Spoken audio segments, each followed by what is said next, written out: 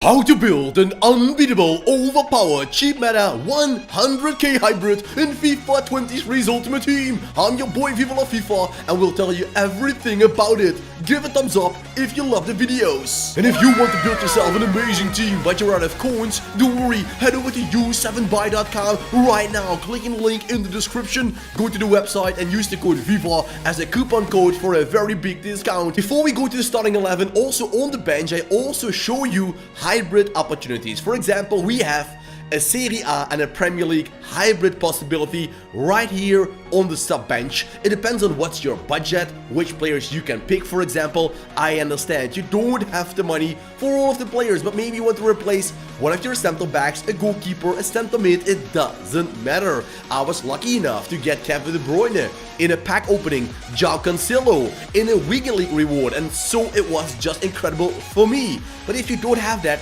don't worry. In this episode for 100k, you will be the man that will get to the weekend league, that will get those victories in division rivals, and who will get the big rewards you deserve by putting time and effort in watching this video. So sit back, relax, and leave something in the comment section after dropping a like. Let's go! And of course, the goalkeeper is the first one to talk about. Mike Maignan, 6'3". That's the only downside on the goalkeeper for a goalie that isn't too big. For example, Thibaut Courtois is 6'6" or even 6'7". So the reach of Maignan, especially with long shots, finesse long shots, he felt a little bit weak. His reflexes coming off the line, that was good, but the long shots, I needed to block them or cancel them in a game, or else, well, Maignan was quite vulnerable in that area. But for the rest, I can't complain.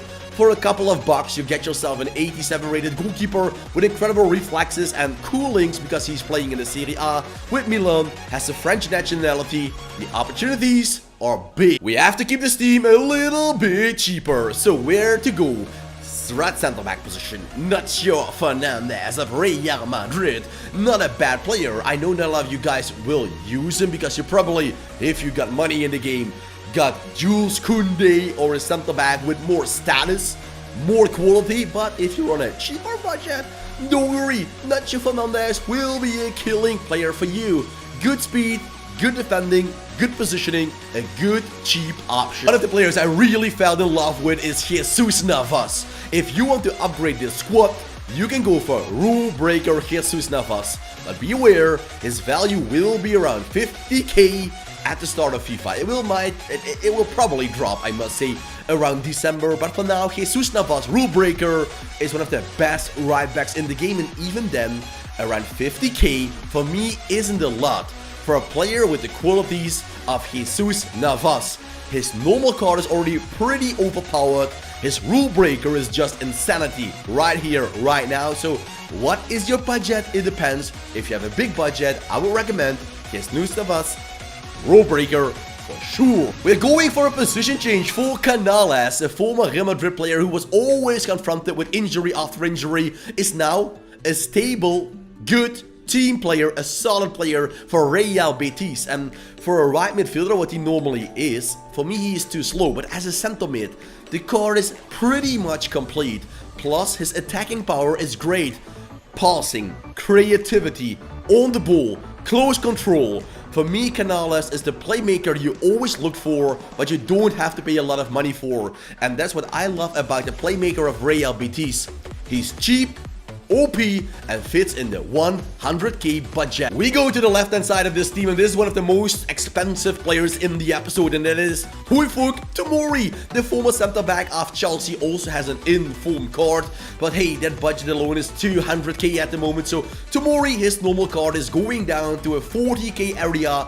I think around Christmas he will be there around the 15, 16k maybe, because all the Tomori is great. His price for me is a little bit too high, so I predict he will go down a lot. Tomori is a man you like on every single center back spot. Left center back, right center back, it doesn't matter. 86 speed, 86 defending. What can I tell you? Imagine with a shadow card, he goes to 93 speed.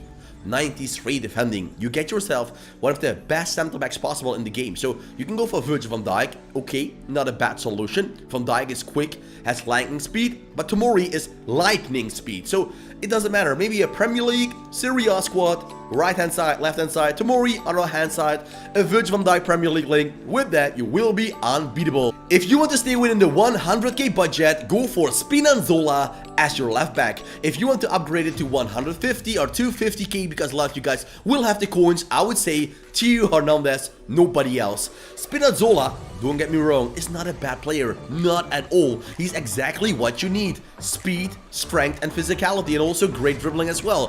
Theo Hernandez is just a Super Saiyan form of Spinazzola. I can't tell it anywhere different or anyhow to explain it. It is as it is. Spinazzola is great, Theo Hernandez is great, so it depends on your budget what greatness you will sign. If you like G-Beast, Sandro Tonali is your man. If this man will get one upgrade, he will become one of the best CDMs in the game. With Sandro Tonali, you have yourself a speedy CDM who reminds me of, maybe you remember him, Ramirez of Chelsea in the past. So now let's glue the midfield to each other with Nabil Fekir, 25k for the playmaker of Real Betis, and Fekir, his long shots ability, finesse shot long shots are overpowered in FIFA, and that means Nabil Fekir is overpowered. That is why he now has a price tag of 25k. He is almost just as good as in FIFA 22, but somehow the long shots threat is way more dangerous, and that makes Nabil Fekir such a complete player.